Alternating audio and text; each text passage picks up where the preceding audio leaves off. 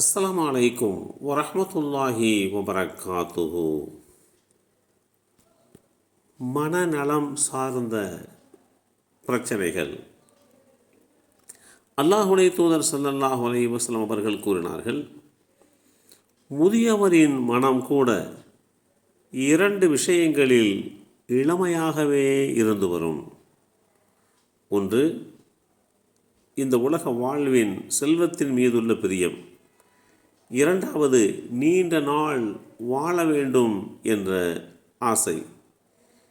இந்த செய்தி அபூ ஹுரைரா ரலியல்லாஹு அன்ஹு அவர்கள் மூலமாக அறிவிக்கப்பட்டு ஸஹீஹுல் புகாரியிலே 6420 என்ற எண்ணிலே பதிவு செய்யப்பட்டிருக்கிறது. ஒருவர் முதுமை அடைந்து விட்டார் என்று சொன்னால், முதியவராக இருக்கிறார் என்று சொன்னால், அவர் இளமை காலம் பற்றி உண்டான சிந்தனைக்கு செல்லக்கூடாது. நம்முடைய இளமையை கடந்து முதுமையினுடைய நிறைவு பகுதிக்கு வந்துவிட்டோம்.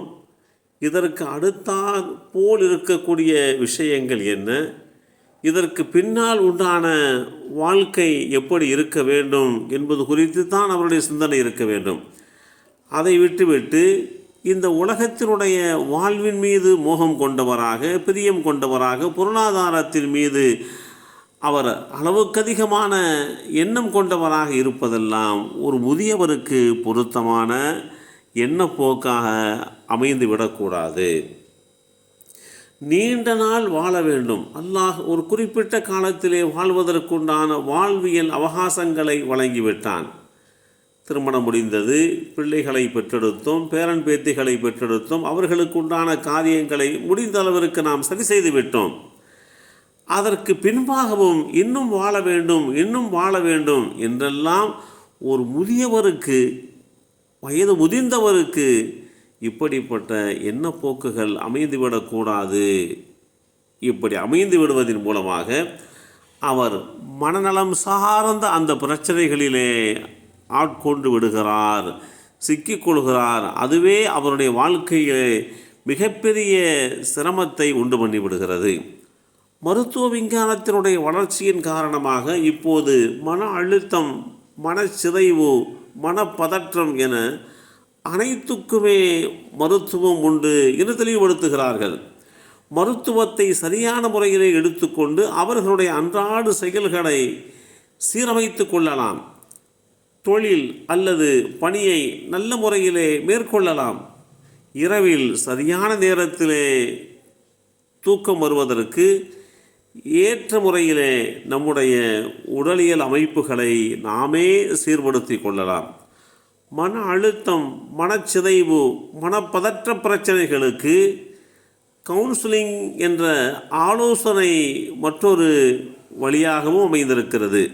சில பிரச்சனைகளை மருந்தால் குறைத்துவிட்டு பிறகு அவர்களுக்கு கவுன்சிலிங் வழங்கப்பட வேண்டும் என்றெல்லாம் இன்றைக்கு கண்டுபிடித்திருக்கிறார்கள். அந்த ஆலோசனையை ஏற்றுக்கொள்ளும் தன்மை ஏற்பட்டால் பிரச்சனைகளுக்கு எவ்வாறு தீர்வு காண வேண்டும் என்பதை சரியான முறையிலே பரிந்துரைக்கலாம். ஆலோசனையை ஏற்றுக்கொண்டாலே அவர்களுடைய மனம் ஆரோக்கியத்தோடு இருக்கும். எனவே ஒருவர் இந்த உலகத்திலே பிறந்ததற்கு பின்பாக அவருடைய எண்ணப்போக்கு எப்படி அமைய வேண்டும் என்பதற்கு இஸ்லாம் சரியானதொரு தீர்வை எடுத்து காட்டியிருக்கிறது. அல்லாஹுடைய தூதர் ஸல்லல்லாஹு அலைஹி வஸல்லம் அவர்கள் கூறினார்கள், உங்களில் மனக்குழப்பத்தில் இருக்கும் யாரும் என் மனம் அசுத்தமாகிவிட்டது என்று சொல்ல வேண்டாம். மாறாக என்னுடைய மனம் கனத்து விட்டது என்னும் பொருள் கொண்ட அந்த வார்த்தையை சொல்லிக் கொள்ள வேண்டும். என்னுடைய மனம் குறித்து உண்டான விஷயத்தை, அது குழப்பமாக இருக்கிறது, அது சமநிலையிலே இல்லை என்றெல்லாம் நாம் என்ன தோன்றுகின்ற போது, வெளிப்படையாக சொல்ல முற்படுகின்ற போது அதுவே நிரந்தரமாக அமைந்து விடுகிறது. அதற்கு ஒரு தீர்வு வேண்டும் என்கின்ற அடிப்படையிலே தான் அல்லாஹுடைய தூதர் ஸல்லல்லாஹு அலைஹி வஸல்லம் அவர்கள், நீங்கள் இப்படி சொல்ல வேண்டாம், இப்படி சொல்லுங்கள் என்று வழிகாட்டி தந்திருக்கிறார்கள். எல்லாம் வல்ல அல்லாஹு தஆலா அனைத்து விதமான மனநல பிரச்சனைகளையும் சரி செய்து பரிசுத்தமான மனம் கொண்டவர்களாக நம்மையும் நம் சந்ததிகளையும் அல்லாஹ் ஆக்கியவை தருள் புரிவானாக. அஸ்ஸலாமு அலைக்கும் வரஹ்மத்துல்லாஹி வபரகாத்துஹு.